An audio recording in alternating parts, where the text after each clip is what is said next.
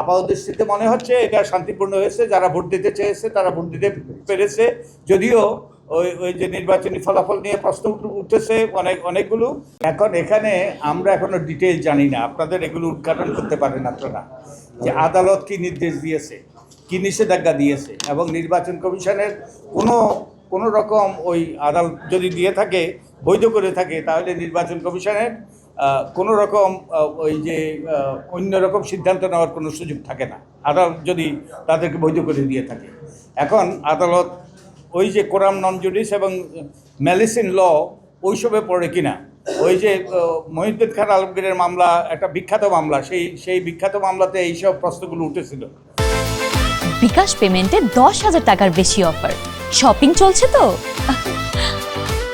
মহিউদ্দিন খান আলমগীরের মামলায় সেই ওনাকে রিটার্নিং অফিসার অবৈধ ঘোষণা করেছিল, অযোগ্য ঘোষণা করেছিল, নির্বাচন কমিশন অযোগ্য ঘোষণা করেছিল, হাইকোর্ট অযোগ্য ঘোষণা করেছিল, তারপর চেম্বার জজ ওনাকে পার করে দেয়, আমার যতটুকু মনে পড়ে, আমি সিরিজ থেকে বলতেছি।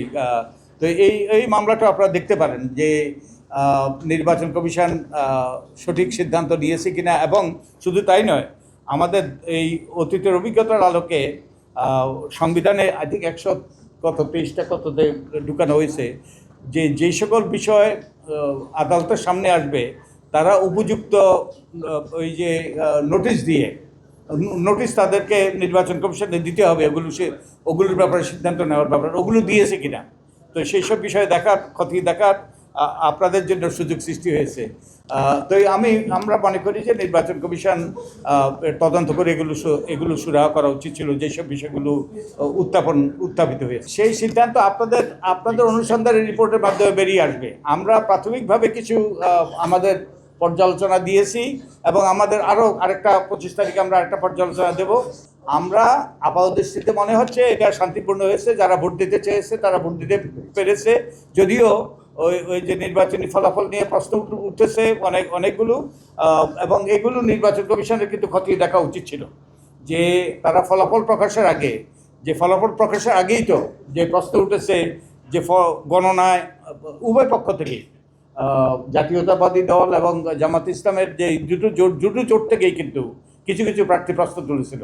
তো নির্বাচন কমিশনের যেটা উচিত ছিল, আমি যতটুকু আইনকানুন জানি, যে তারা এগুলো তদন্ত করে সুরাহা করে তারপরে গেজেট প্রকাশ করা উচিত ছিল। তাই অনেক প্রশ্ন রয়েছে, এবং এই প্রশ্নগুলোর আপনারা উত্তর খুঁজবেন, আমরা উত্তর খুঁজব। টিআইবি যে ধরনের সংগঠন, আমরা ভিন্ন ধরনের সংগঠন।